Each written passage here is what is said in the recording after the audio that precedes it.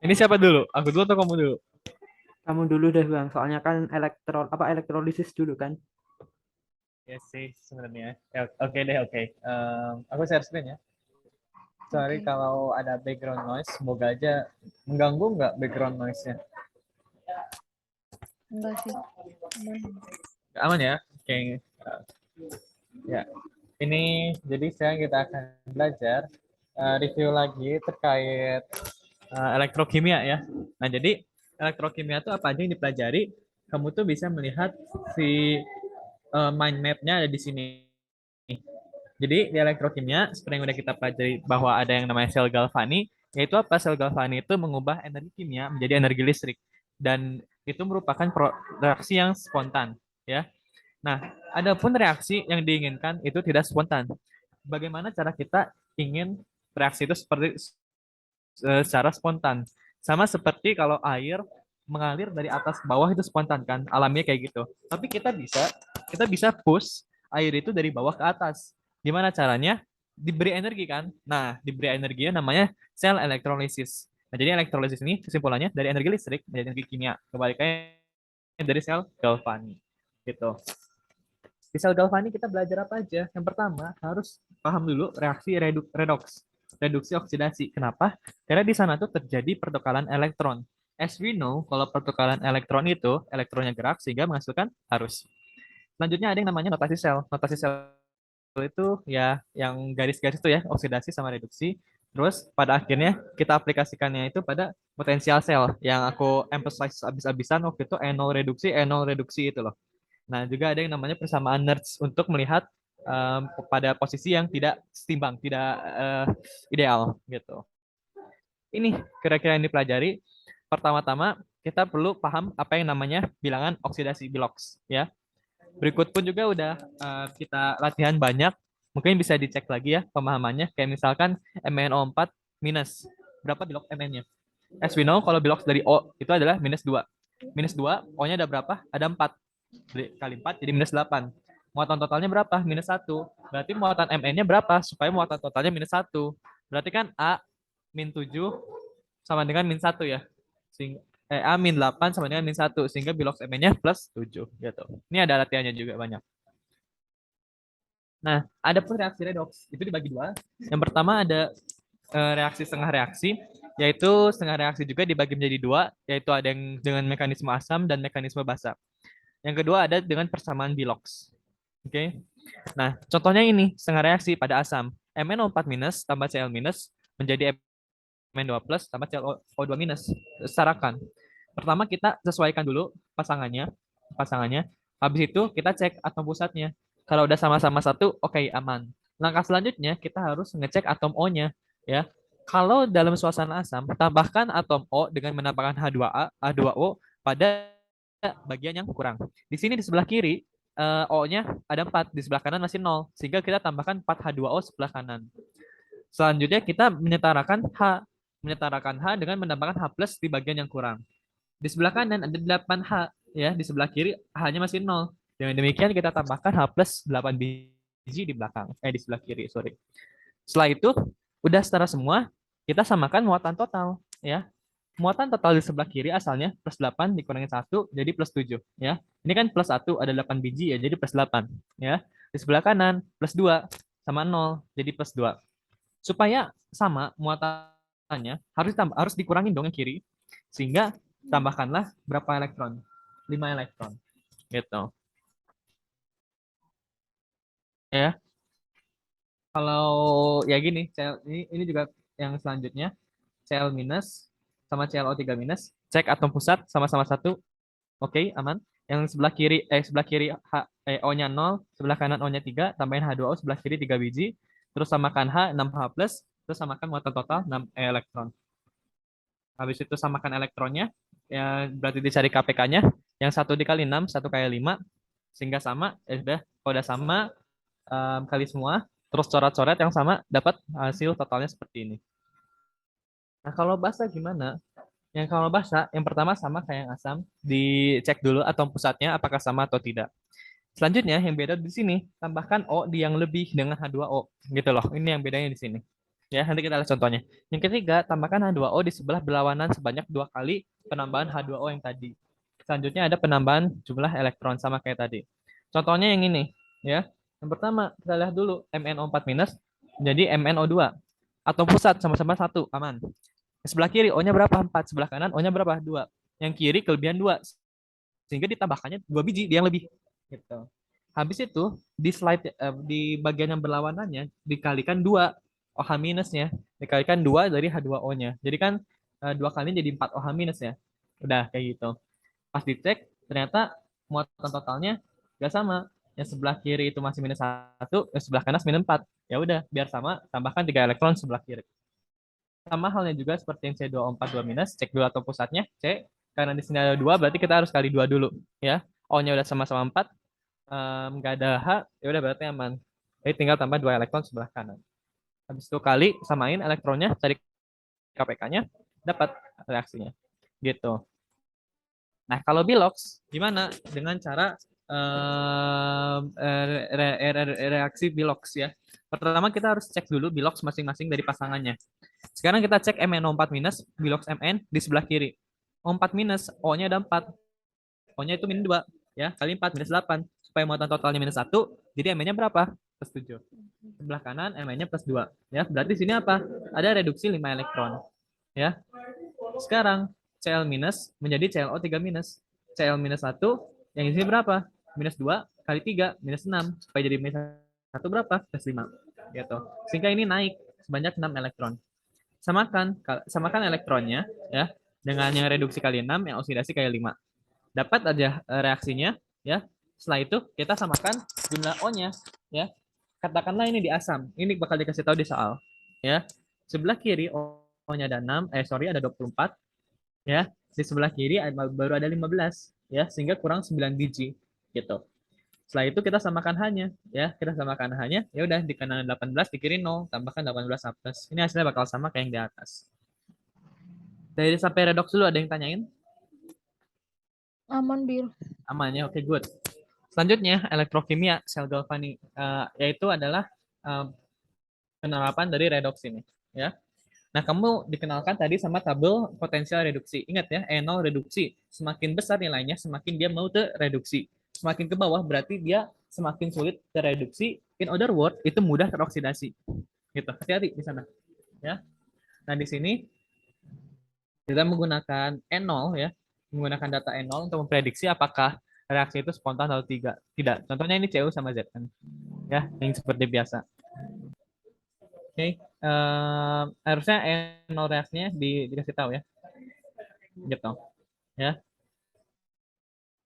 Karena kalau dari lihat dari tabel apa, dari tabel N0 reduksi, bahwa kalau N0 reduksi dari Cu2 plus menjadi Cu itu lebih tinggi daripada Zn menjadi Zn2 plus menjadi Zn. Dengan demikian aku dapat simpulkan bahwa yang tereduksi adalah Cu karena N0 reduksinya lebih tinggi ya, sehingga reaksinya itu sesuai dengan yang ada di tabel.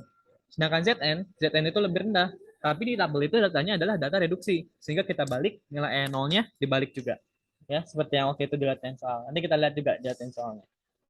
Nah, di elektroda namanya elektroda. Elektroda itu batang yang disambungin ke multimeternya.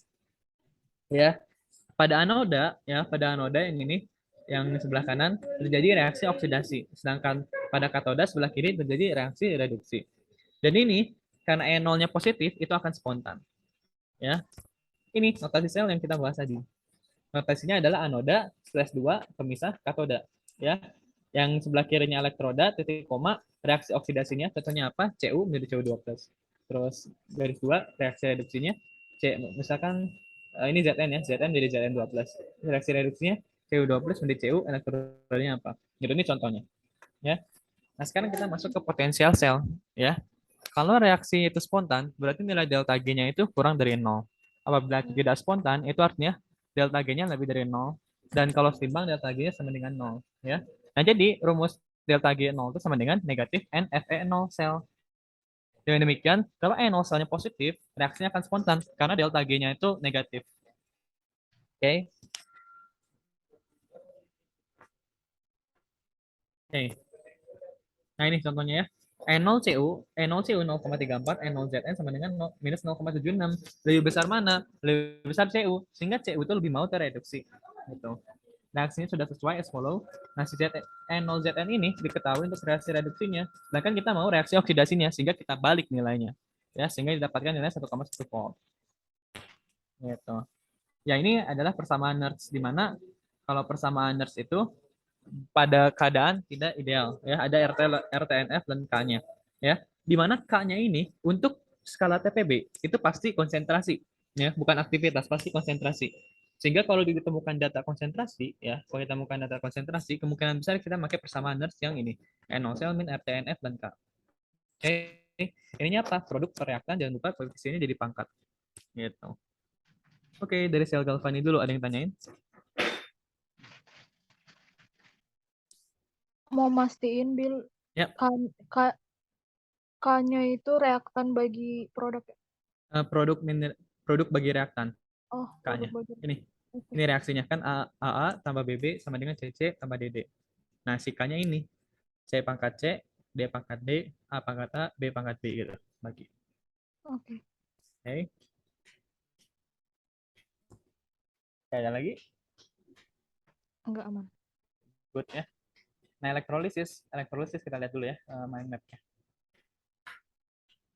Nah, elektrolisis dari mind map-nya, yang pertama kita belajar dulu rule 1 2 3 4. Yaitu sebenarnya rule itu bisa diderive, bisa diturunkan dari melihat data potensial reduksi. Ya. Hukum 1 2 Faraday, terus sama ada persamaan reaksi elektrolisis. Ya. Nah, yang pertama ini pengantarnya, apabila E0-nya positif itu spontan dan E0-nya negatif itu tidak spontan. Tapi bisa terjadi dengan cara memberi tenaga dari luar, ya seperti yang sudah kita bahas tadi. Nah, ini ada namanya rule 1 2 3 4 ya. Untuk elektrolisis, katoda selalu reduksi, anoda selalu oksidasi ya, selalu. Oke. Nah, rule 1 2 3 4-nya kamu bisa lihat di rangkuman elektrokimia ini. Ya. Apabila pada katoda ya, yang tereduksi merupakan kation logam dari golongan 1A, 2A. Berarti 1A itu apa? Hajilina kawin ruby CS frustasi ya. 1A itu. Kalau 2A beli mangga campur sisa bawa rambutan. Berarti itu yang tereduksinya adalah air. Hal ini dikarenakan E0 dari air itu lebih tinggi dari kation yang ada di 1A, 2A gitu. Karena E0 air yang lebih tinggi, yang akan tereduksi itu adalah air, dan reduksi air persamaannya as follow. Gitu. Rule nomor 2. Apabila pada anoda yang oksidasi, yang teroksidasi merupakan ion yang mengandung O, ya O seperti PO42-, CO32-, dan lain-lain, maka yang teroksidasinya merupakan air dengan alasan yang sama seperti yang di atas. Yang ketiga, apabila pada anoda menggunakan elektroda tidak inert, elektroda inert itu apa aja? PTCAU, PTCAU, katakanlah PTCAU, PTCAU. Ya, PT platinum, C karbon, AU. Nah, itu inert ya. Maka yang akan teroksidasinya itu elektrodanya sendiri ya. Gitu. Rule keempat, ingat bahwa logam dari golongan 1A, 2A, Mn atau Al tidak bisa tereduksi. Akan tetapi kenapa? Tidak bisa tereduksi karena NO reduksinya itu sangat kecil banget. Sangat kecil banget, dia maunya oksidasi gitu. Sehingga ya nggak bisa dipaksa. Apabila dalam keadaan lelehannya, maka dapat reduksi karena NO-nya akan naik. Itu rule 1, 2, 3, 4-nya. Ingat ya. Contoh, larutan NaCl elektroda C. C apa elektrodanya? Inert. Berarti akan terioninisasi NaCl ini menjadi Na plus tambah Cl minus. Kita lihat, pada katoda itu adalah reduksi pada kation. Ya. Anion itu oksidasi pada anoda, pasti kayak gitu. Ya. Kita lihat Na plus. Na plus itu adalah kation dari golongan 1A. Sehingga yang tereduksinya itu adalah air. Ya. Sekarang anoda, kita cek ada O-nya enggak? Enggak. Elektrodanya apa? Elektrodanya C. Jadi aman. Ya. Sehingga reaksi pada anoda itu secara itu sendiri dengan reaksi seperti ini akan menimbulkan gas klorid. Gitu. Sehingga reaksi totalnya samakan dulu elektronnya, dapat reaksi totalnya. Nah, sekarang larutan MgSO4 elektroda platinum ya. MgSO4 akan terioninisasi menjadi Mg2+ tambah SO4 2-, ya. Ingat pada kationnya itu pasti reduksi pada katoda ya. Kita lihat ini Mg2+, Mg2+ itu termasuk beli mangga campur sirsak golongan 2A. Sehingga yang reduksinya itu adalah air, reaksinya as follow. Nah, sekarang pada anodanya kita lihat, oh ada O-nya. Oh, berarti yang teroksidasinya itu air. gitu sesuai rule number 2 tadi ya. Oksidasi air gimana kayak gini ya, sehingga dapatlah reaksi totalnya seperti ini. Oke. Nah, selanjutnya ada yang namanya itu pada reaksi elektrolisis itu yang ada yang pengendapan sama ada yang hilang ya. Kalau pada proses reduksi ya, asalnya dari larutan CO2 plus menjadi Cu solid, kan itu asalnya dari larutan jadi padatan sehingga mengendap dong di satu di katodanya. Dan karena di anodanya itu reaksi oksidasi, contohnya Zn solid menjadi Zn2 plus aqueous, ya kan itu kan artinya hilang. Si solidnya berubah jadi aqueous. Nah, beratnya yang hilang atau yang mengendap itu bisa dihitung menggunakan persamaan Faraday. Ini namanya hukum satu Faraday. Rumusnya itu adalah AR per N. AR-nya ini air apa? AR yang mengendap atau yang hilang. Contohnya AR yang mengendap itu Cu. Berarti airnya pakai air Cu berapa? 63,15 kalau nggak salah. Oke. Okay? Nah, sekarang si N-nya itu apa? Jumlah elektron yang terlibat pada reaksinya. Contohnya Cu2 plus tambah 2 elektron jadi Cu solid kan 2 ya elektronnya. Sehingga airnya sama dengan 2. N-nya sama dengan 2 gitu. I itu harusnya T berapa lama? Dalam second. I-nya itu harus dalam ampere. Terus dibagi F96.000 P gitu. Adapun juga mol elektron yang bereaksi itu adalah IT bagi 96.500. Jadi kita bisa analisis dari mol elektronnya yang terbentuk apa aja. Gitu. Misalkan Cu2 plus tambah 2 elektron gitu ya. Tambah 2 elektron. Terus sama dengan Cu solid ya. Tadi kan mol elektron 2, mol Cu-nya 1 ya. Berarti ya sudah. Berarti mol Cu-nya itu setengah dari mol elektron. Gitu. Terus supaya didapatkan gramnya kan mol sama dengan gram per mr. Berarti gram sama dengan mol dikalikan mr. Sehingga ada nih air di sini gitu. Ya. Nah, ini ada hukum Faraday 2 membandingkan dua pengendapan ya. Dengan I yang sama, dengan arus yang sama. Jadi ada dua apa? Ada dua reaksi katakanlah bisa dibandingin gram yang terbentuknya antara satu yang kedua. Air 1 per N1, air 2 per N2 sama. Nah, ini latsolnya. Bisa dilihat sendiri ya. Gitu. Kode elektrolisis ini ada yang tanyain dulu nggak? Nggak ada, Bu. Sering dipakai ini sih kayaknya. Ya ini ya latihan soalnya tuh RT lengkap ya. Karena ini diketahui konsentrasinya itu pada soal. Nah, ini bisa dihitung nih segala macamnya, kayak pH-nya bisa dihitung, segala macamnya bisa dihitung ini tuh. Ya. Ini juga sama. Gitu-gitu terus kan latihan soalnya yang kemarin kita bahas itu loh. Nanti bisa dicek lagi latihan soalnya kan ada banyak. Oke. Nah, ini juga ada apa? Penerapannya bisa dibaca sendiri lah. Gitu. Ada yang tanya dulu tentang elektrokimia, straightforward sih. Jadi harus benar. Siap. Oke. Oke ya. Lanjut ke larutan keseimbangan.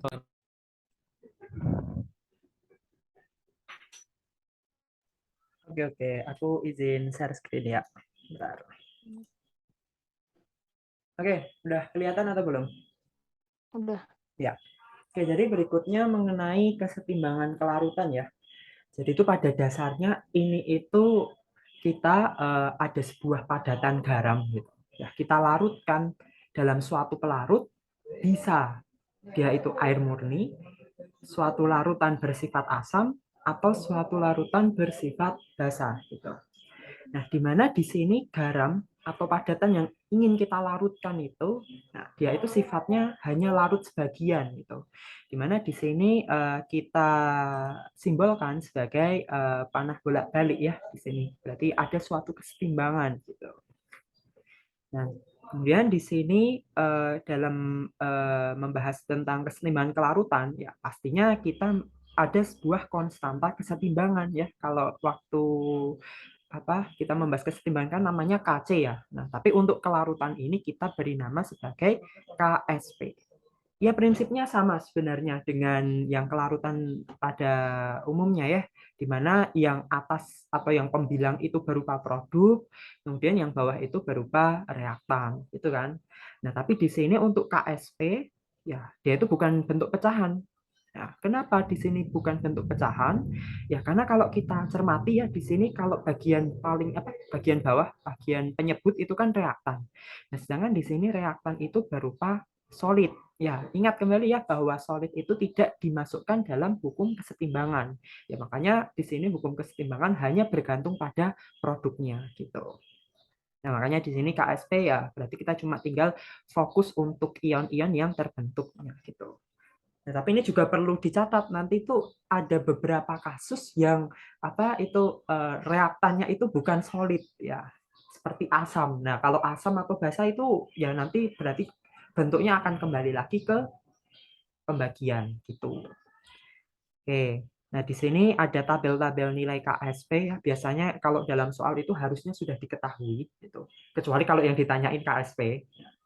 Jadi di sini kalau kita cermati ya KSP itu kan nilainya sangat kecil ya, di orde sampai minus berapa ini? 10 pangkat minus 13 sampai ini 39 ya, sangat kecil. Nah, kalau kita balikkan lagi ke konsep kelarutan ke konsep kesetimbangan, konstanta sama dengan produk dibagi reaktan ya. Karena di sini KSP hanya tergantung pada produk dan produk itu nilainya di sini sangat kecil. Ya, berarti di sini kita bisa katakan bahwa dalam kesetimbangan itu produknya itu sangat kecil atau ion yang terlarut sangat kecil, sedangkan di sini reaktan berupa padatan itu masih sangat banyak. Ya, berarti sesuai dengan konsep awalnya tadi gitu. Nah, kemudian di sini terkait perhitungan KSP dan kelarutan ya. Nah, jadi di sini ada contoh soal gitu kalau misal kita diketahui suatu kelarutan zat ya di sini pelarutnya air kita diminta menghitung KSP. Sebentar, baterai aku habis.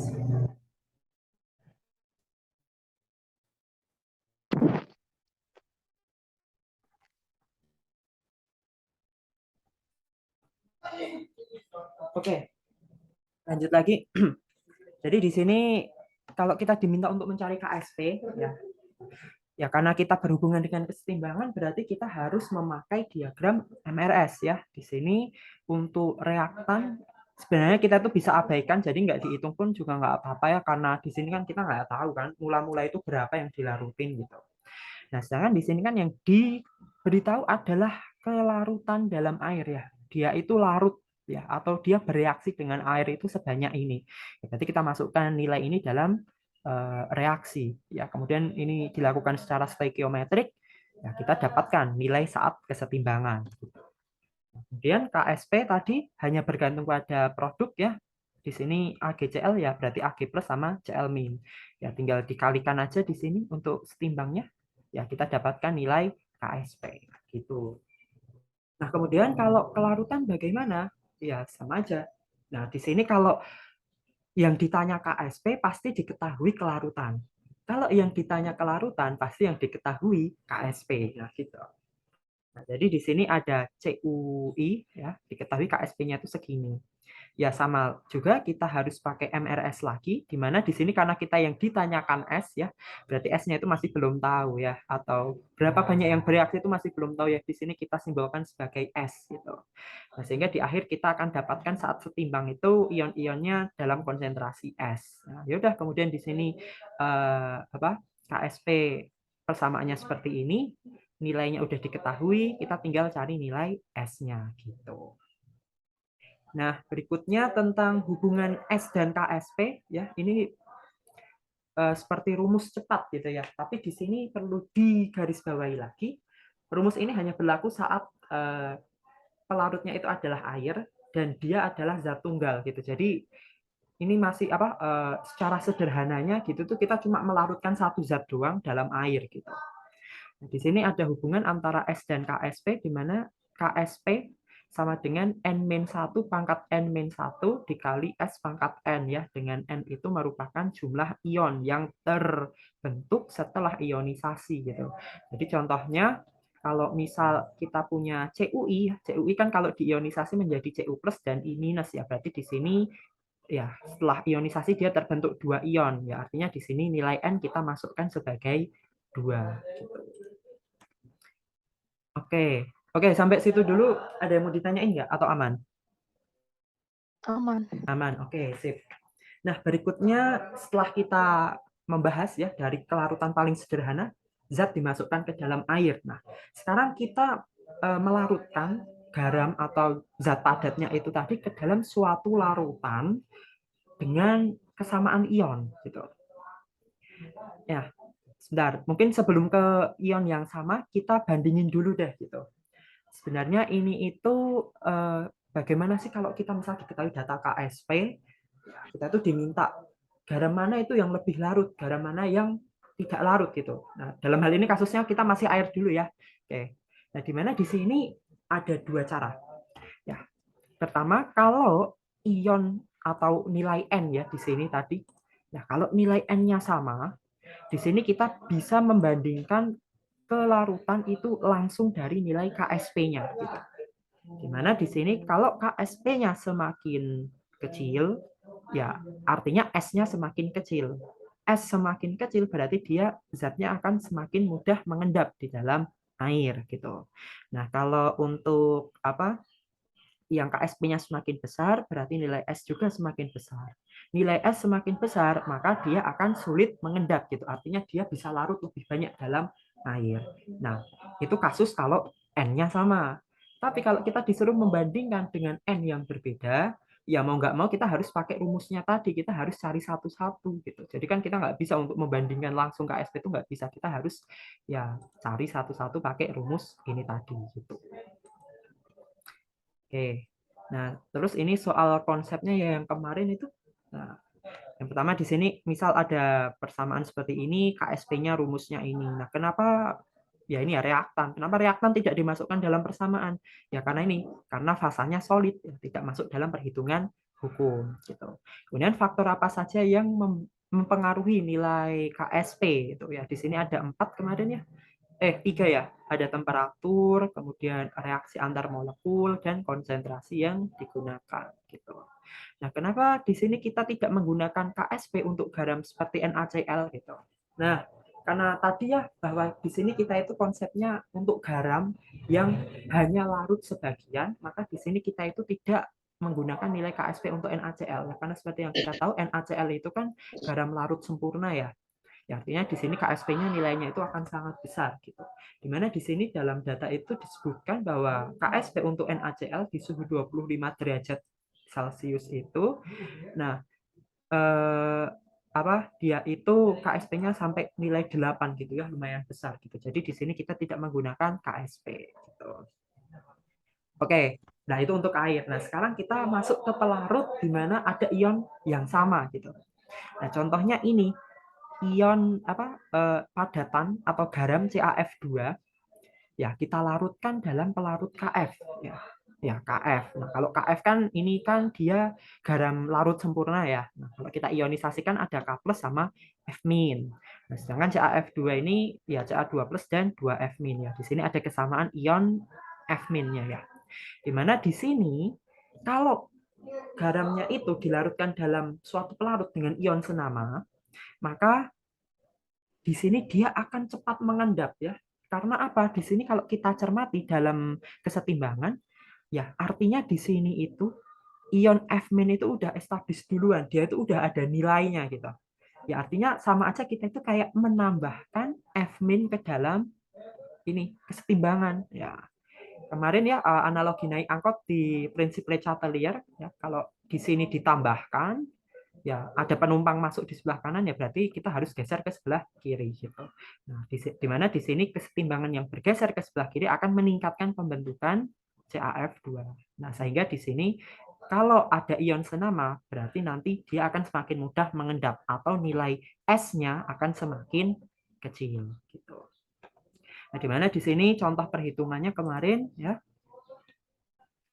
Ya, di sini ada Ag2CrO4 KSP-nya segini, kemudian dilarutkan dalam AgNO3 gitu ya.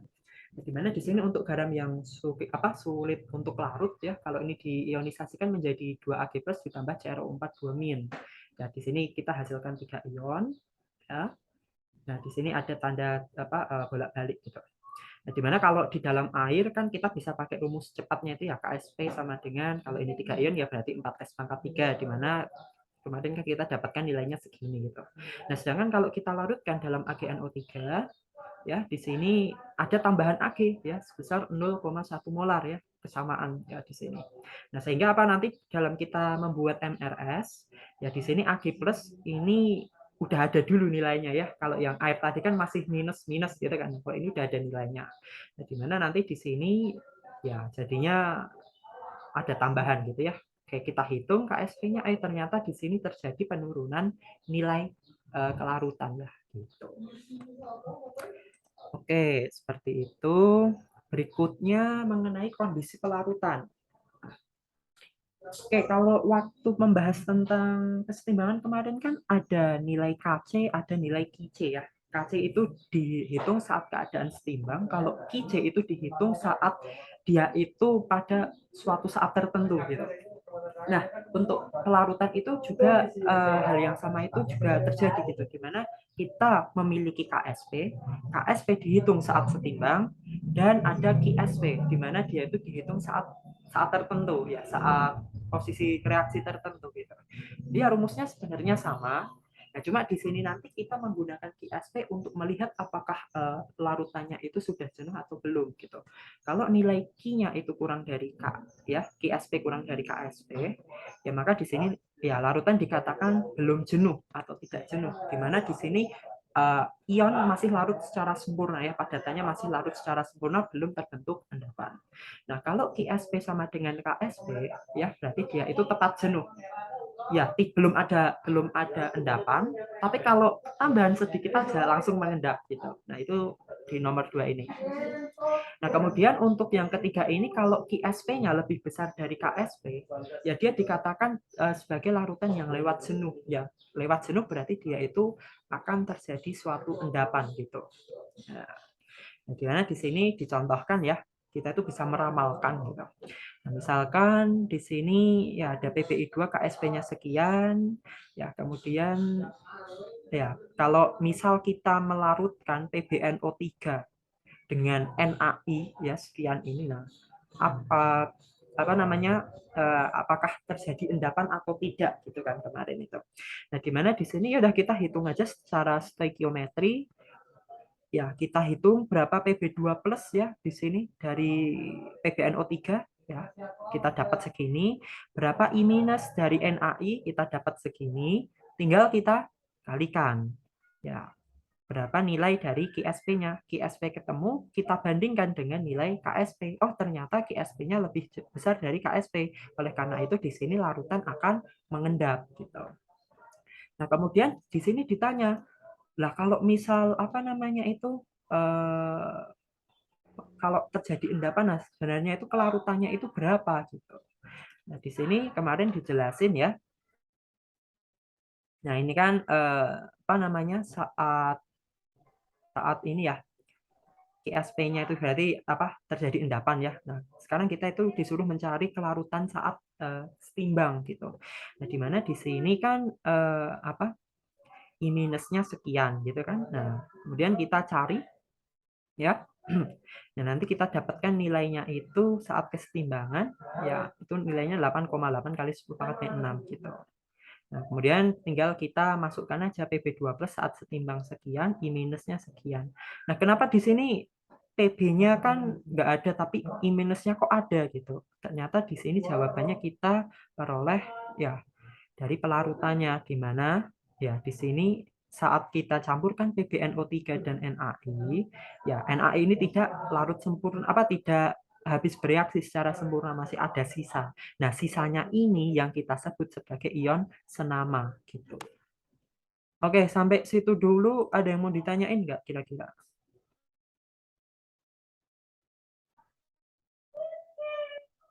Halo? Aman, Ci. Aman ya? Sip. Oke. Nah, karena tadi ya kita berbicara kalau pelarutnya itu bisa bersifat asam atau basa. Nah, di sini kita tinggal lihat pengaruh pH pada kelarutan gitu. Nah, di sini kalau ada padatan MgOH2 ya, kalau kita ionisasi menjadi ion-ionnya kan seperti ini. Nah, ada OH. Nah, kalau ada OH berarti dia penanda bahwa dia itu padatan basa gitu. Nah, padatan basa kalau kita reaksikan dengan asam, ya berarti nanti kan basanya akan bereaksi dengan asam. Di mana kita seolah-olah mengurangi nilai OH-nya gitu saat setimbang. Ya udah, berarti secara hukum kesetimbangan ya kemarin itu ya nanti dia itu kesetimbangannya akan bergeser ke sebelah kanan ya, di mana di sini kalau kita simpulkan ya, kalau padatan basa ya di sini MgOH contohnya dilarutkan dalam asam, kelarutannya naik. Padatan basa kalau dilarutkan dalam basa, kelarutannya turun. Ya begitu pula juga dengan asam. Asam ketemu asam ya kelarutannya turun gitu kan. Berarti cuma tinggal sedikit doang apa slot yang tersisa buat kelarutan gitu. Jangan kalau asam larut dalam basa ya kelarutannya bisa meningkat. Oke, seperti itu. Nah, sekarang kita akan, ya setelah kita berbicara ya tentang pelarut-pelarutnya tadi, sekarang kita akan berbicara tentang zatnya atau zat yang dilarutkan gitu.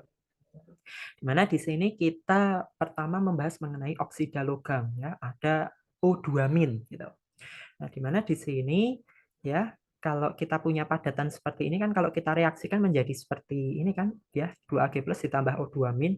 Nah, karena ada nilai O2- di sini, ya O2- itu sifatnya basa, ya dia akan bereaksi dengan air membentuk ion hidroksida. Ya, di sini ada nilai Kb sehingga di akhir persamaannya akan seperti ini gitu. Nah, di mana di sini kita peroleh nilai konstanta kesetimbangan yang baru ya berupa Ag+ kuadrat di sini produknya dan OH- ya gitu. Dimana KT ini bisa nilainya itu bisa kita simpulkan sebagai KSP dikali dengan KB gitu.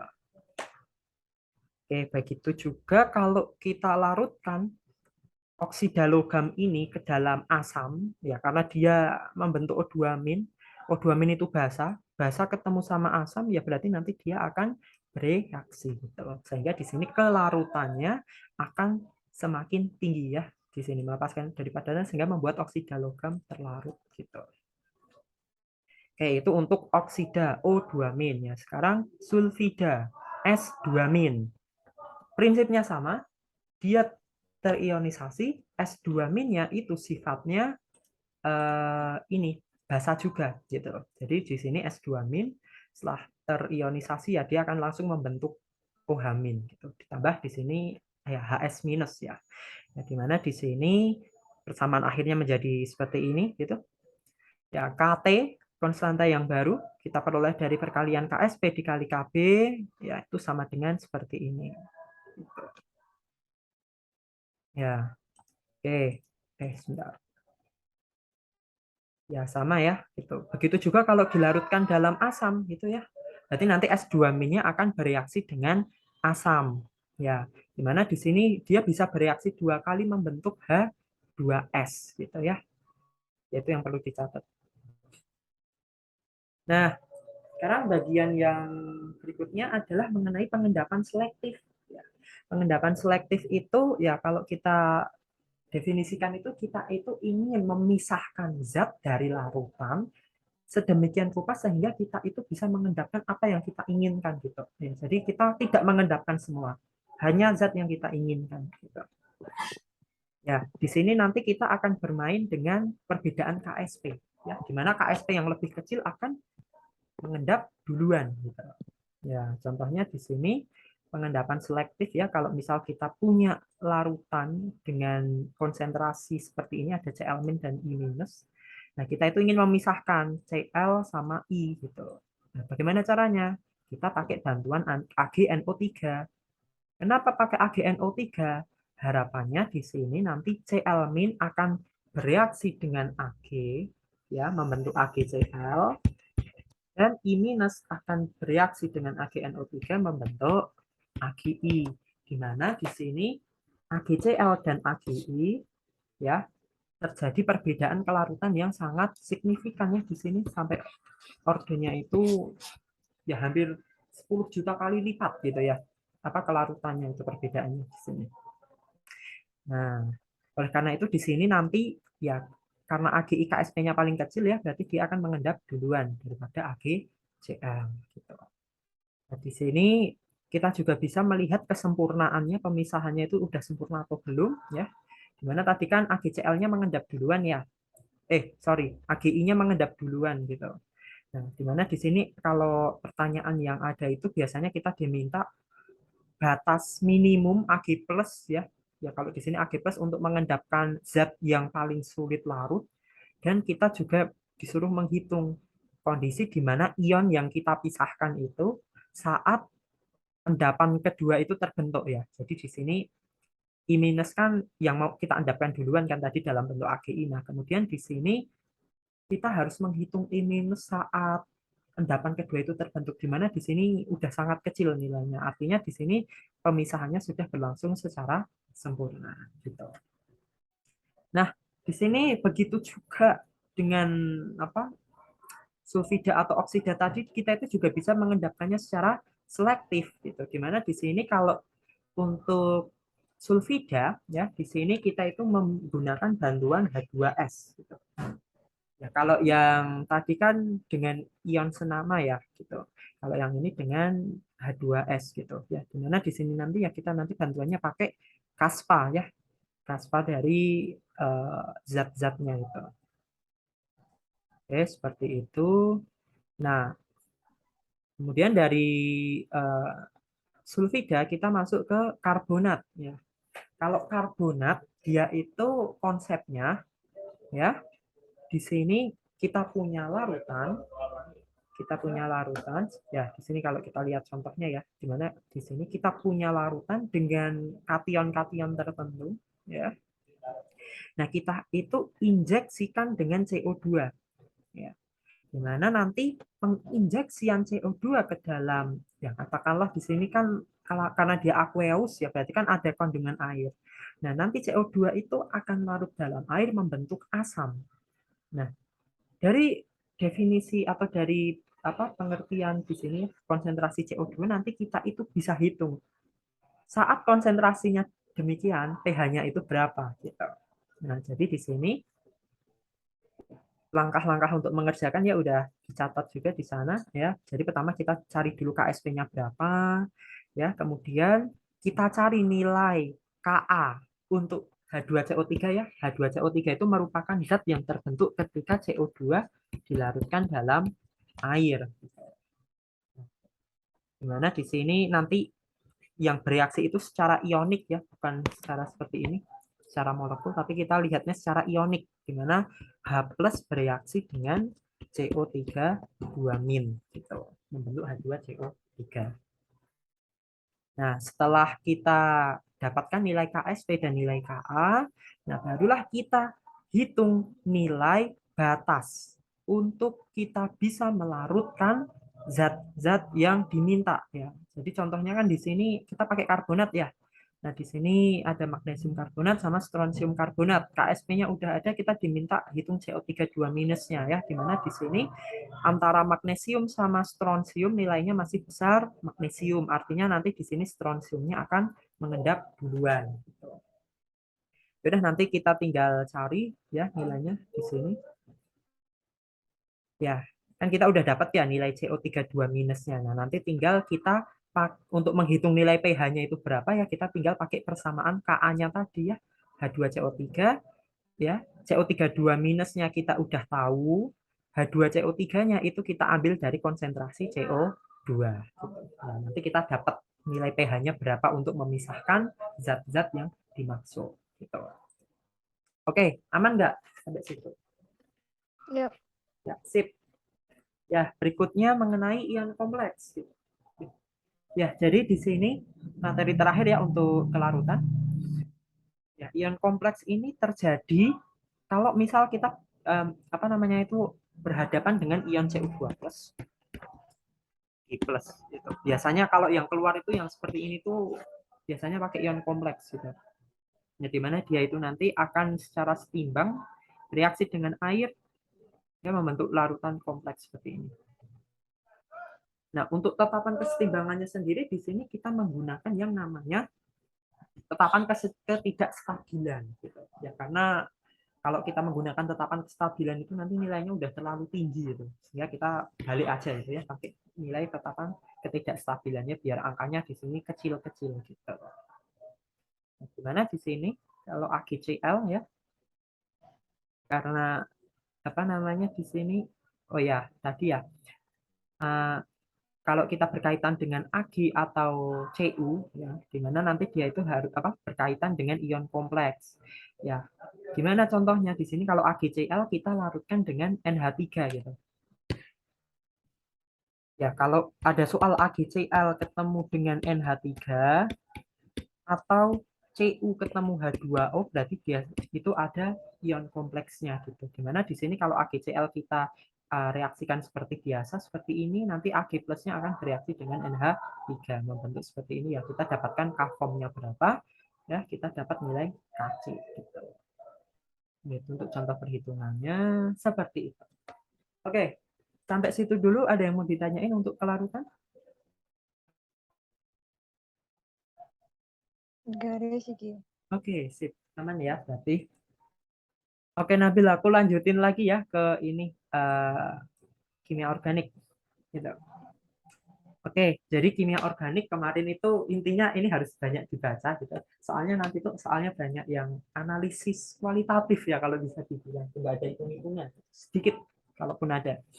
Nah, dimana di sini kemarin kita membahas mengenai atom karbon ya. Yang pertama itu kan hidrokarbon. Hidrokarbon ya, ada H, ada C.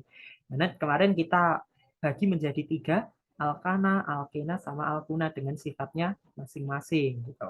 Kemudian di sini kita juga cara menggambarkan hidrokarbon ya. Biasanya kalau yang lebih mudah dipahami itu gambarnya yang seperti ini ya. Itu. Kecuali kalau kamu udah terlalu udah biasa sama bentuk yang seperti ini juga boleh gitu ya. Gitu. Nah, gimana di sini ya menggambarkan hidrokarbon ya karena ada alkana, alkena, alkuna ya alkana itu kan yang ikatannya 1, alkena itu ada yang ikatannya 2, alkuna ada yang ikatannya 3 gitu. Kemudian kemarin kan ada dijelasin isomer-isomer ya. Gitu.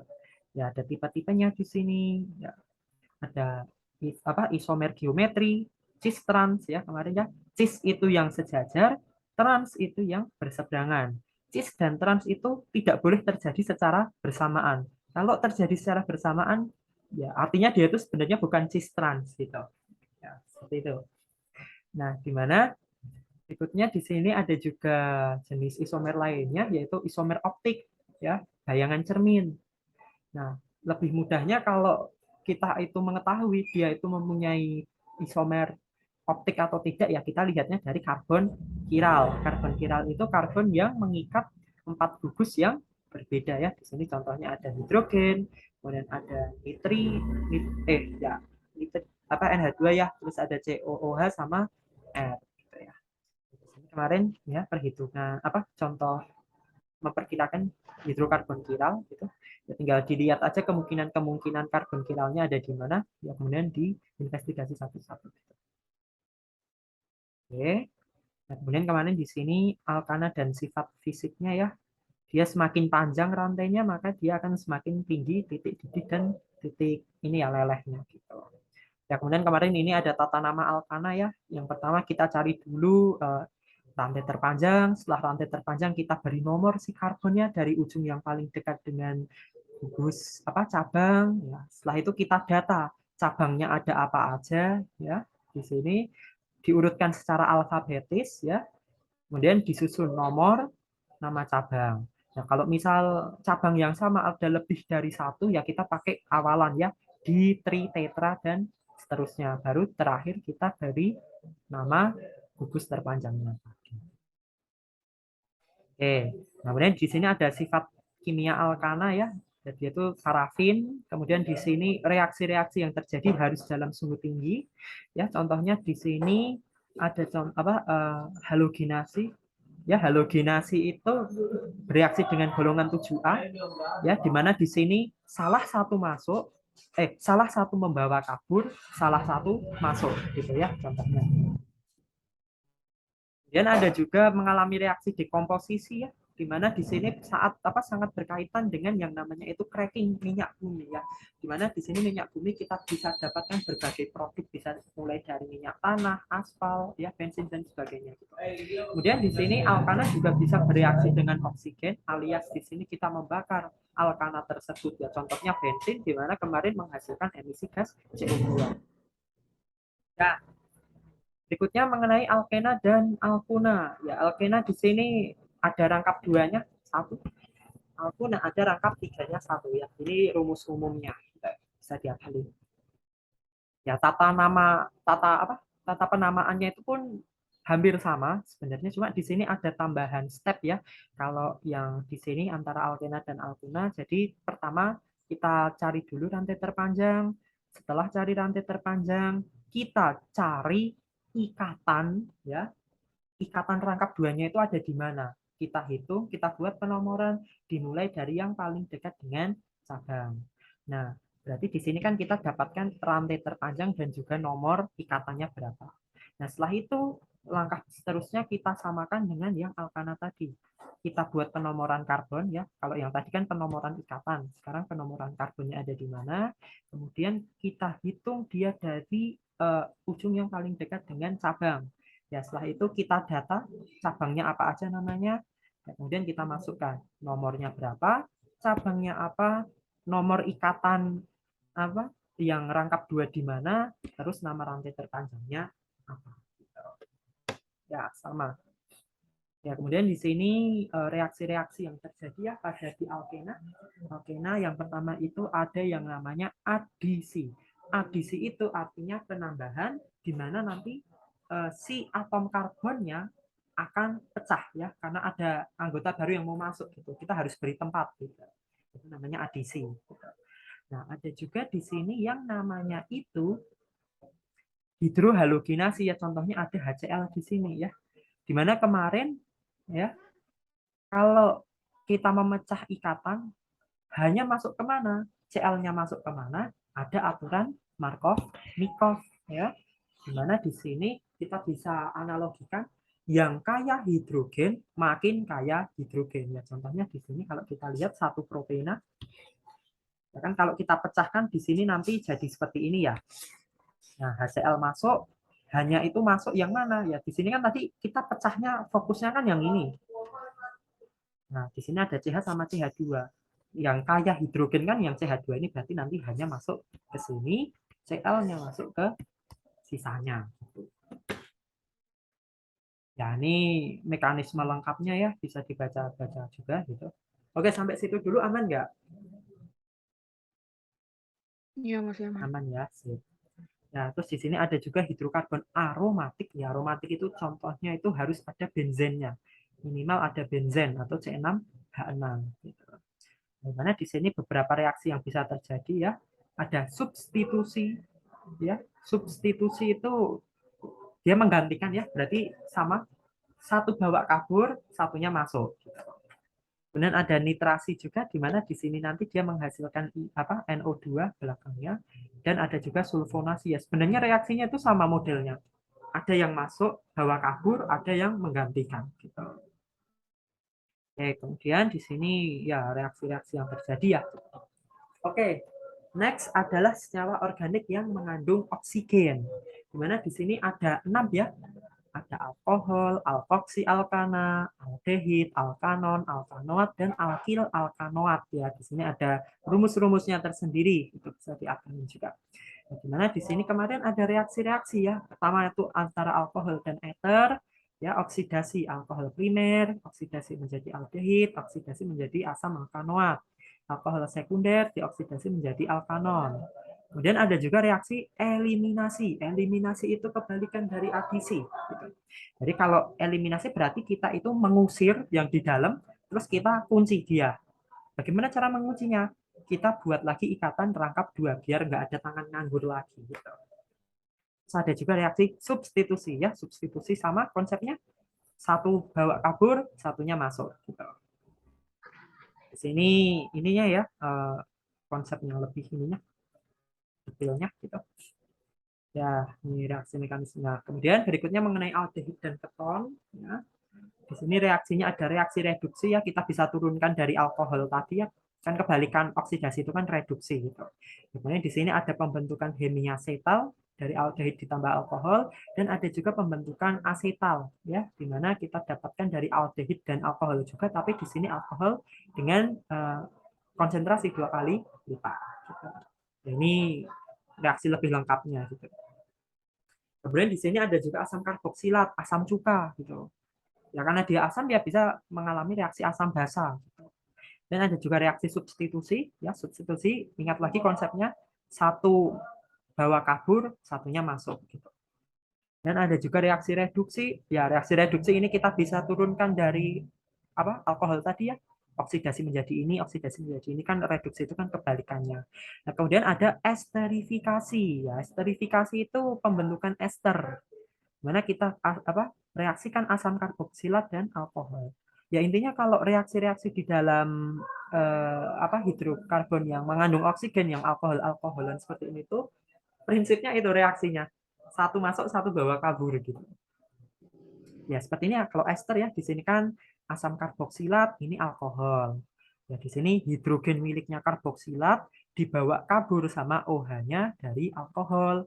Ya kan dia menjadi air. Nah, di sini kan sisanya masuk ke ininya asam karboksilatnya gitu. Ya itu prinsipnya seperti itu aja. Ya di sini ada sintesis ester ya tadi esterifikasi asam karboksilat dan alkohol, bisa juga dengan klorida dan alkohol, bisa juga dengan anhidrid dan alkohol. Gitu. Kemudian di sini ester bisa mengalami reaksi seperti hidrolisis ya.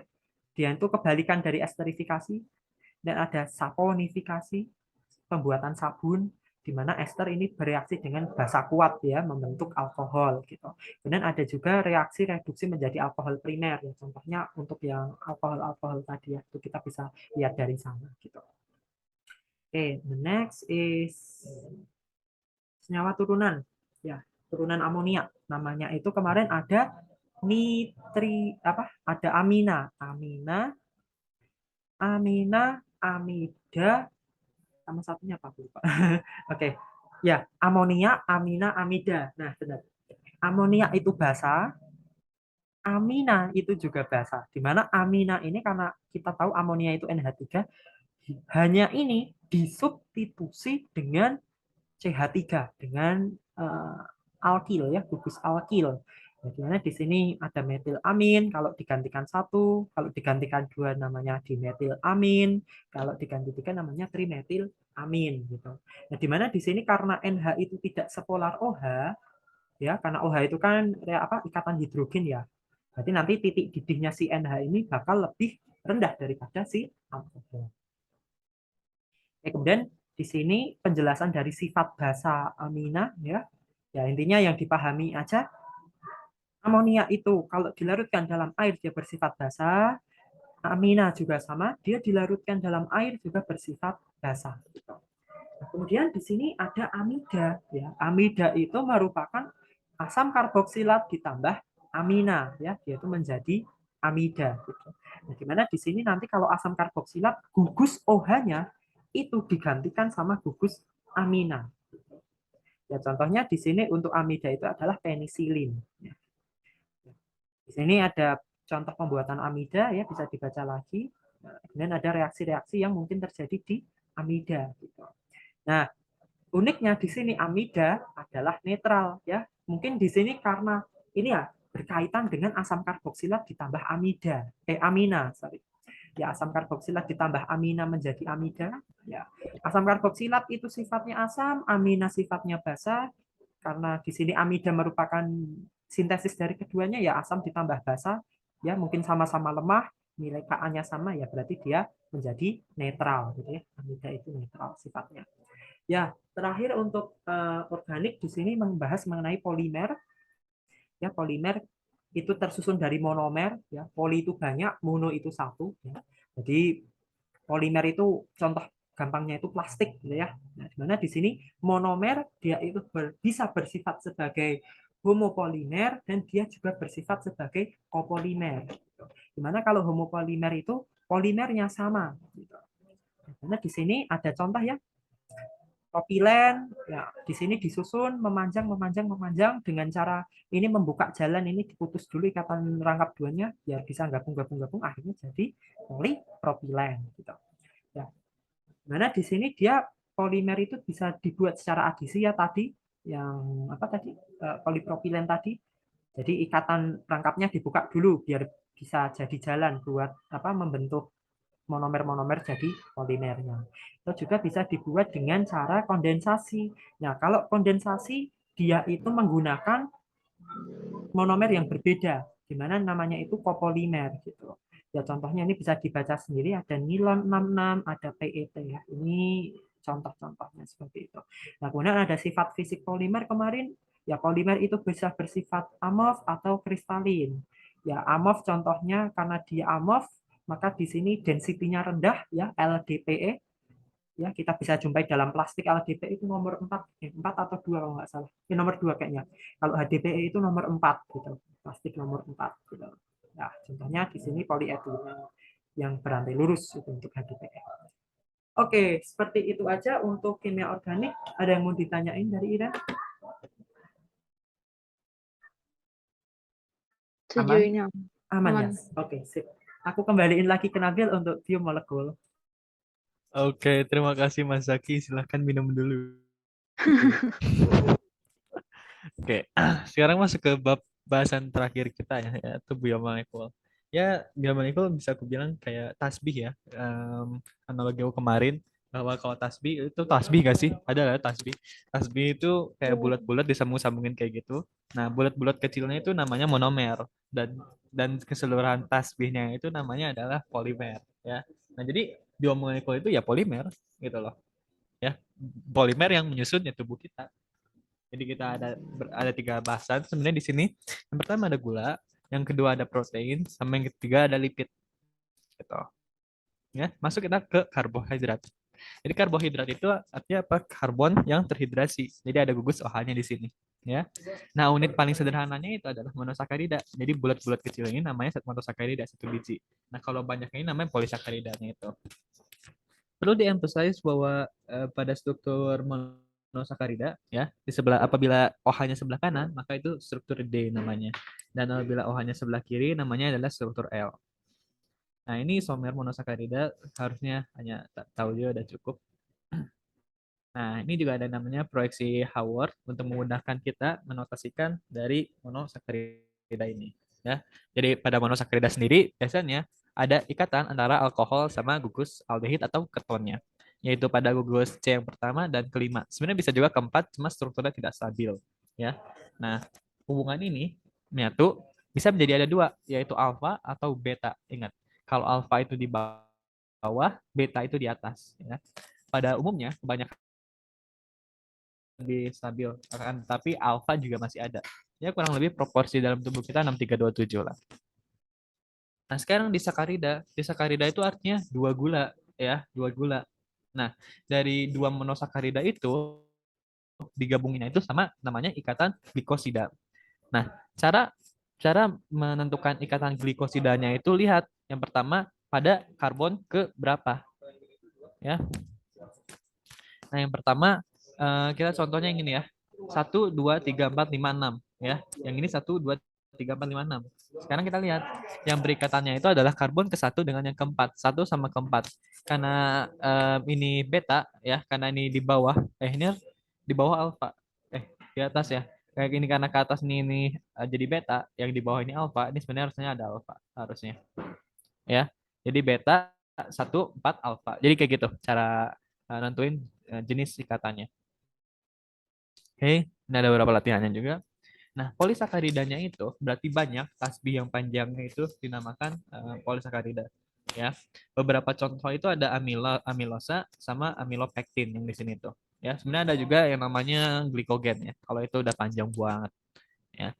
Nah, sekarang gimana ikatannya? Ya, ikatannya kita lihat 1, 2, 3, 4, 5, 6. 1, 2, 3, 4, 5, 6. Ya, ini ke bawah berarti alfa alfa sehingga jenis ikatannya itu alfa 1, 4 gitu.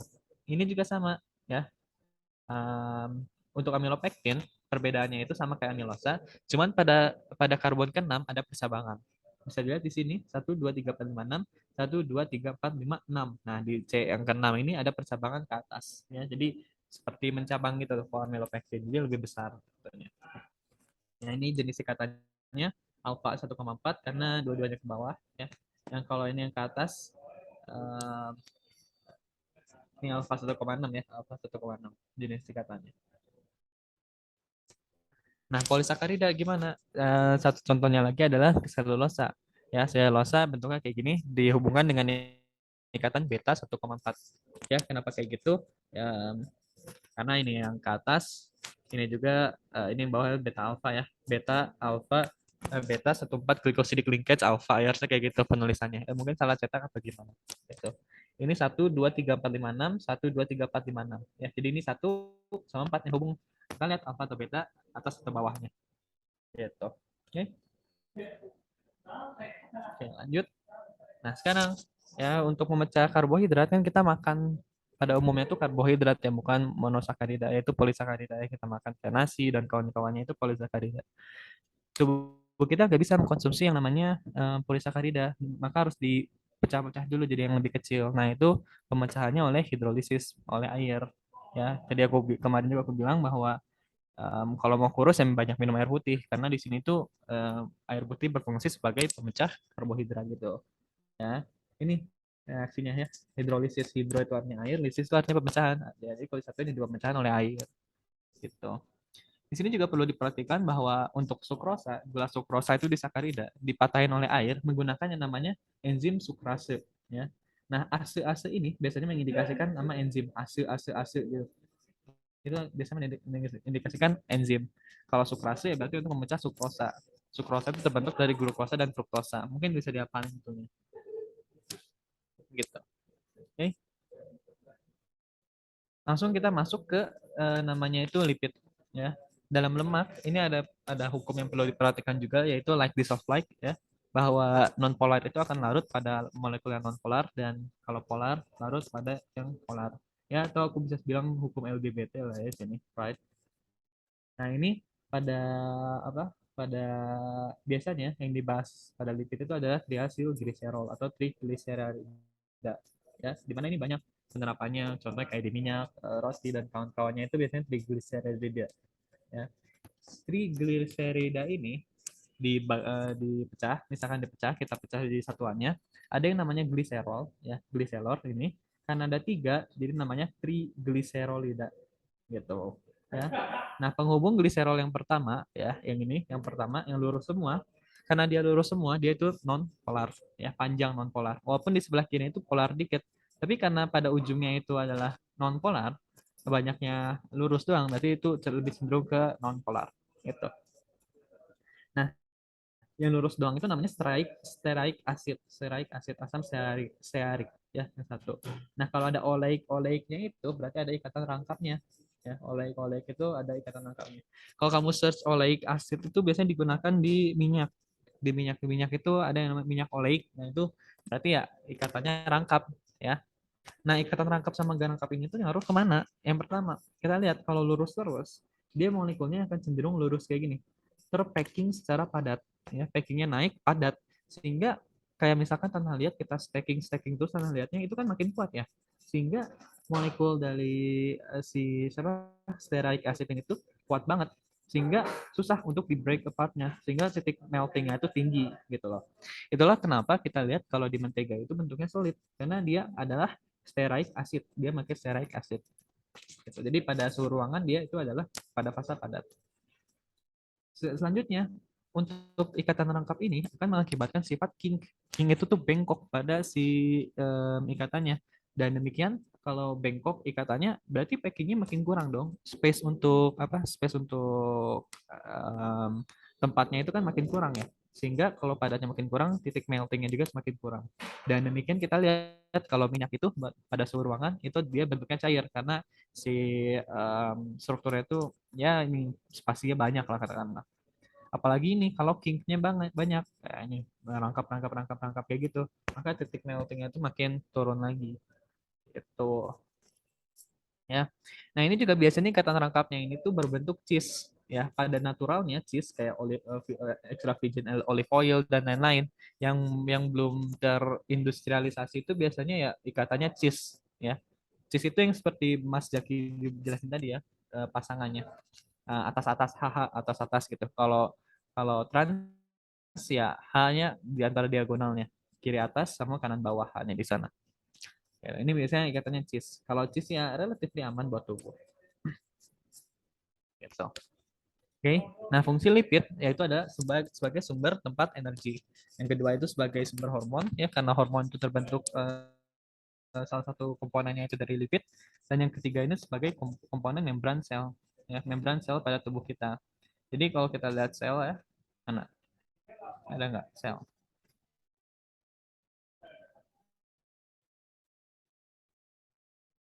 Nah ini dia sel. Nah si membrannya ini pembatas antara luar sel dan dalam sel itu namanya phospholipid bilayer. Kenapa phospholipid bilayer? Duh, mana lagi nih screen-nya? Nah, ini dia. Kenapa phospholipid bilayer? Karena di sini lihat ada phospholipid bilayer, ada fosfolipid, ada 2 biji jadi bilayer gitu. Yang atas ini hidrofilik karena fosfat itu adalah molekul yang polar. Ya, ada polaritasnya fosfat mana? Nah, ini dia. Tuh ada polaritasnya. Polar sama polar. Jadi dia suka sama air, hidrofilik sehingga ya. Sedangkan ini gugus lipid ini yang bawah, gugus lipid yang rege-rege kayak gini, dia itu non polar sehingga dia tuh hidrofobik, tidak suka air. Ya, ingat hukum like dissolve like atau ya LGGT. Dan demikian karena ada perbedaan ini, ada beberapa molekul yang bisa masuk dan ada beberapa molekul yang nggak bisa masuk. Gitu. Ya. Sampai lipid dulu ada yang masih bingung nggak untuk ininya? Aman ya, kayak bagus. Selanjutnya itu adalah protein. Protein juga berupa polimer yang monomernya itu adalah asam amino. Ya. Nah, ikatan antara asam aminonya itu adalah apa? Namanya peptide bond atau ikatan peptida. Ya. Jadi kayak gini struktur monomernya yaitu asam aminonya. Nah, ini NH3, ini OH, ini O. Ya ini R-nya bebas, karepmu mau apa aja gitu. Ya. Ada banyak yang di list R-nya itu. Oke. Bagaimana cara pembentukan si ininya? Ini cara pembentukan karbohidratnya belum ini ya, belum jelas ya tadi ya. Ntar aku cek lagi. Oke, tadi belum aku jelasin, sorry, cara pembentukan karbohidratnya. Jadi di sakaridanya mana ya? Nah ini dia, monosakarida sama monosakarida. Jadi yang pertama itu si gugus pada OH-nya itu akan ke protonasi. Habis itu datang satu monosakarida yang lain ya sehingga ngisi yang kosongnya ini ya masuk sehingga si gugus R yang ini sambungannya gitu. Ya gampangnya contohnya kayak gini. Kayak tinggal apa? Yang satu hanya di gampangnya ya. Yang segampangnya itu hanya satu dihilangin, yang satu lagi di ujungnya juga hanya dihilangin satu. Jadi nyambung OO gitu. Karena ini apa? Ada reaksi H sama OH ya berarti akan menghasilkan H2O gitu. Untuk penggabungan monosakarida menjadi disakarida. Mana protein? Nah ini ya, kalau protein gini cara pembentukannya. Nah ini aku kasih cara cepatnya aja. Karena ini review ya, konsepnya sama kayak kemarin. Nah ini cara cepatnya, kamu tulis NH3 itu di sebelah kiri, habis itu kita C, garis 2 ke atas O. Nah ini, kamu bawahnya ini bebas apa aja. Ya, mau H atau apa nih, listnya ada banyak lah, bebas pilih, tergantung soalnya ya, benar. Terus itu sambungin sama NH. Nah ini namanya NH, ini adalah ikatan peptidanya, peptide bondnya di sini NH-nya. Ya. Habis itu sambungin lagi C, garis atas 2 O, ya. Terus ini pilih lagi bawahnya, bebas mau apa aja, mau penilanin, lisin, arginin, skarp mula bebas. Habis itu sambungin lagi sama ikatan peptida NH. Habis itu kita sambungin ke selanjutnya C ya C garis 2 O. Terus ini R-nya gugus R-nya bebas mau pilih apa aja ya. Terus tutup sama OH kalau udah beres gitu. Ya lihatnya ini aja lah.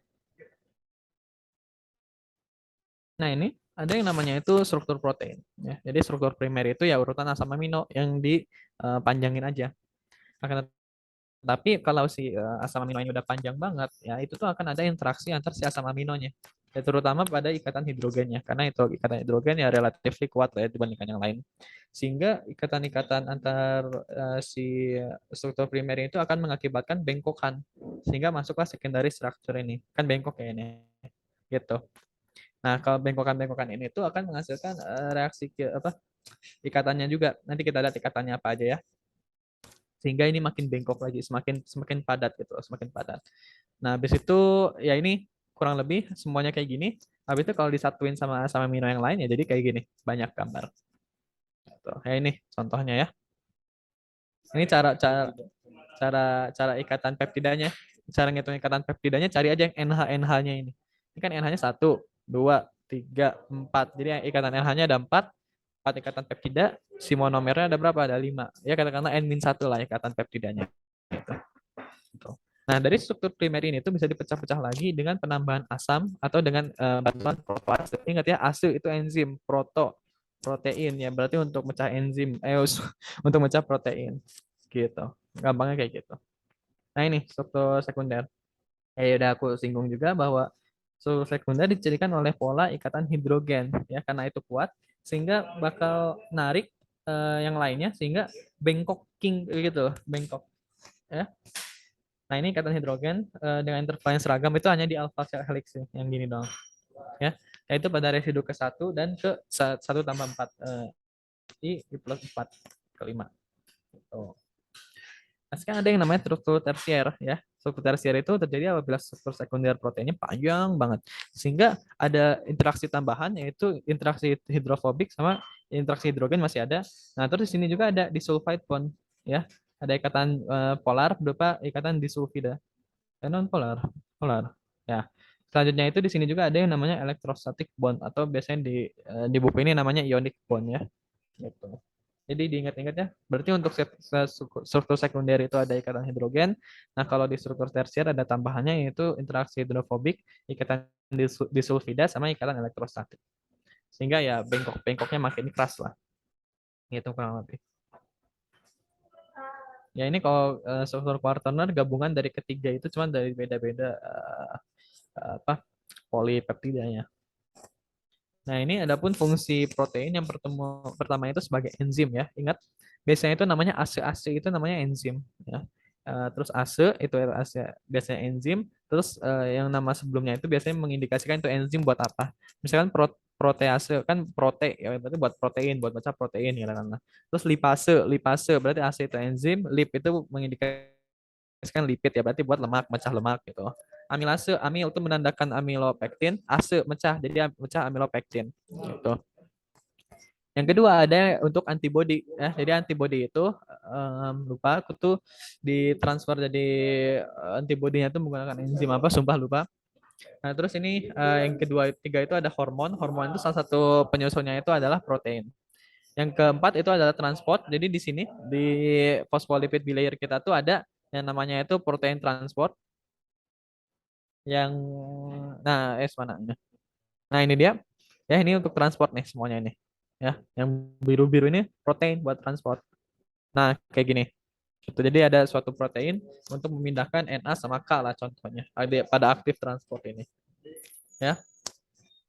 Setelah itu yang perlu diperhatikan bahwa um, struktural kalau ya ini strukturalnya kalau kan keratin. Nah, ini perlu diperhatikan juga bahwa protein itu bukanlah molekul yang rigid, jadi bisa berubah-ubah bentuk. Contohnya ini, asalnya itu bentuknya ke V ke bawah gini, ya, terus ditempelkan ATP sehingga berubah. Ini namanya active transport, ya, sehingga siapa natriumnya keluar, kaliumnya masuk, itu. Setelah itu ngebentuk lagi jadi ke bawah. Ya kan ini jadi V ke atas, ngubah lagi jadi V ke bawah lagi. Gitu. Jadi bisa berubah-ubah bentuk, bukan struktur yang rigid.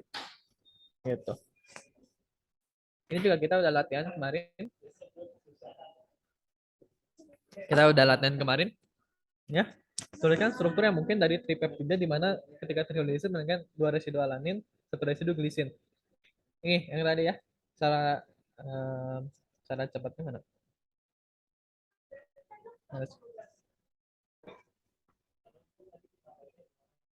Nah, ini ya bebas. Jadi gampangnya tuh si R-nya di bawah aja kayak gini. Ya ikutin template aja, ikutin template. Gitu. Terus yang kedua soalnya perhatikan ada di bilik.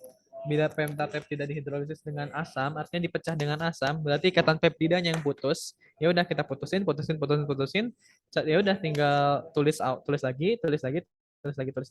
Nah, si ikatan yang putus ini ganti jadi NH jadi ini aja. Jadi COO, jadi OH-nya. Jadi OH yang ini. Oke.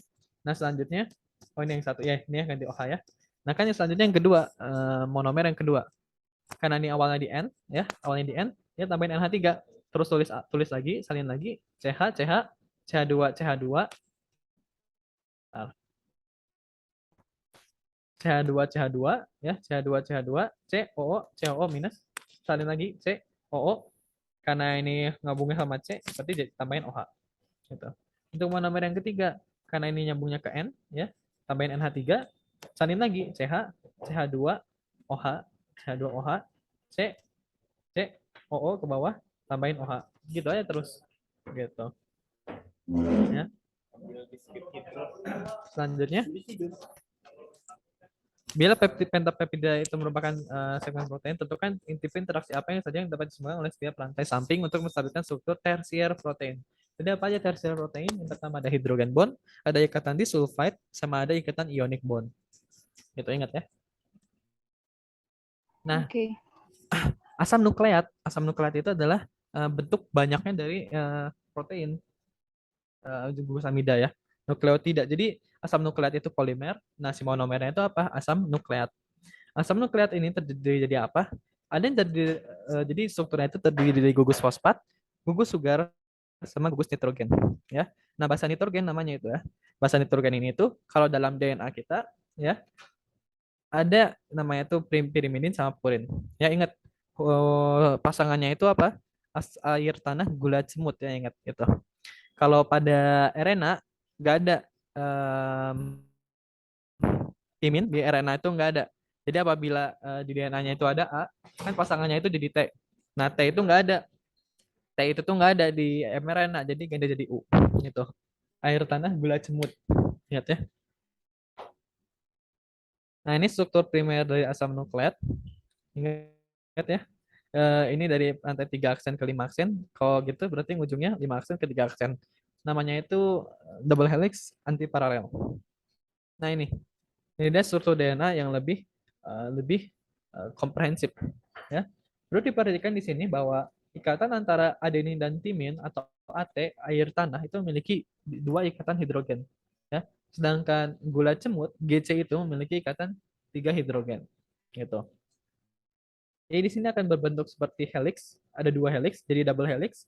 Nah, si strukturnya itu anti paralel kayak gini ya. Nah, sekarang ada geometri struktur dari DNA itu sendiri ya. Jadi satu putaran DNA itu terdiri dari 10 pasang basa 10 pasang basa ya. Nah, jarak antar basanya itu adalah 0,34 nanometer. Jadi jarak ini 0,34 nanometer. Gitu. Nah, ini contohnya sampel DNA dengan panjang 150 pasang basa diketahui mengandung guanin 15%, tentukan lada dari didi. Ingat bahwa guanin sama pasangannya tuh cemut, gula cemut itu memiliki jumlah yang sama. Jadi 15, guanin 15%, si C-nya juga pasti 15 juga ya. Jadi totalnya 30. Berarti sisanya buat AT itu, air tanah itu pasti 70 kan? Sisanya dong 70. Nah, dari 70 itu dibagi 2 AT-nya jadi 35 35. Dan demikian bisa dapat komposisi agar keseluruhannya. Tentukan jumlah putaran dalam rantai DNA. Ya berarti ya udah 150 bagi 10 gitu loh. 15 putaran. Panjang geometri dari DNA adalah dibentangkan hingga lurus. Nah, ini hati-hati. Ingatnya N1 aja. Berarti kalau 150 berarti ini 149. Gitu. Ya. Nah, sekarang fungsi asam nukleat. Nah, fungsi asam nukleat ini tuh bisa yang kedua ada dua, yaitu untuk duplikasi dari DNA atau DNA multiplication sama ada pembuatan dari protein. Nah, kalau DNA replication kayak gini. Pertama ini DNA double helix antiparalel. Habis itu dikasih enzim sehingga cek ya selengkapnya ada di Profesor Dave Explain. Itu tuh akan dipotong dulu terus dibalikin sehingga gak antiparalel. Terus dilurusin pasang lagi gitu sehingga kurang lebih strukturnya itu kayak nomor 3 ini ya. Si strukturnya itu kayak di nomor 3 ini ya. Jadi ini ada AGT TCA. Nah, terus ditempel sama DNA polymerase 1 3, lupa gue cek di Profesor Explain. Jadi kurang lebih ini yang bakal keluar kayaknya pasangannya, karena ini dalam DNA replication berarti ya untuk DNA juga gitu. Berarti ini AGT pasangannya A sama T, asam air tanah gula cemut, air tanah gula cemut ya gitu agak paham. Nah, berarti dari DNA replication ini asal dari satu DNA akan menghasilkan 2 DNA yang persis gitu ya. Nah, kalau apa kalau pembuatan protein gimana? Nah, itu tuh diambil dari DNA kita juga sama dari DNA, terus masuk enzim namanya mRNA, messenger RNA namanya itu. Nah, itu tuh di decode si DNA kita tuh itu kita di decode ya. Jadi ini kan ACC, AA, AA, CC, GAG, AT, GT. Nah, itu di decode sama mRNA, messenger RNA ya. A pasangannya apa? T. Tapi di RNA nggak ada T, jadi ganti jadi U gitu. C, G, CG, AU, AU dan seterusnya lah ya. Nah, tapi mRNA ini tuh bukannya ditranslasi menjadi protein, tapi yang ditranslasi dari protein itu adalah tRNA, yaitu transfer RNA. Transfer RNA itu adalah komplement dari si mRNA. Jadi lawannya dari mRNA. Jadi ini apa? UA, GC, GC, UA, UA, UA, GC, GC, GC, TG, UA, CG, AU. Nah ini yang akan ditransfer. Di codingnya itu adalah per 3 asam amino, asam nukleat. Nah, dibagi jadi tiga asam nukleat. Misalkan ini ACC, ACC itu butuh TRP, nah gitulah. Cara cepatnya untuk melihat protein apa yang jadi, tinggal lihat dari DNA kita, untuk huruf T-nya ganti jadi U. Gampangnya kayak gitu. Nah, ini latihannya. Sebuah fragmen DNA mempunyai lada dari budi lah, panjang lah. Tentukan urutan lantai cetakan. Ya sudah, berarti tinggal apa? Eh, tinggal komplemennya aja gitu loh. Jadi ini 3 aksen ke 5 aksen A, T, C, G, G, C, T, A, C, G, G, C, C, G, A, T, T, A, C, G. Tinggal kayak gitu. Ya. Kalau tentukan mRNA, ya udah kalau mRNA berarti lawannya ini kan 5 aksen, 3 aksen lawannya. 3 aksen, 5 aksen lawannya. A, T. T enggak ada di RNA. Jadi U. C, G, G, C, T, A, C, G, G, C, C, G, A, A nggak ada ya. A kan pasangannya T, di RNA nggak ada. Jadi AU, TA, C, G. Gitu. Nah sekarang kalau ditanya, tentukan urutan dari tRNA, transfer RNA yang akan didekode menjadi protein, yang actual proteinnya. Ya udah tinggal transfer lagi. UA, GC, CG, AU, GC, CG, GC, UA, AU, GC. Gitu ini yang akan didekode menjadi protein per 3 biji 3 biji. Gitu untuk biokimia. Gimana? Lebih relatif lebih dikit lah ya daripada kimia organik. Gimana? Ada yang masih belum ganjel?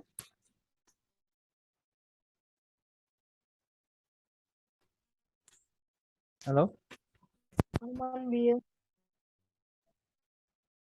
Oke, besok berarti kelas jam 9 sampai jam 11. Habis itu lanjut ujian jam 1 sampai jam 2 ya. Jam 2 sampai jam 4 ya.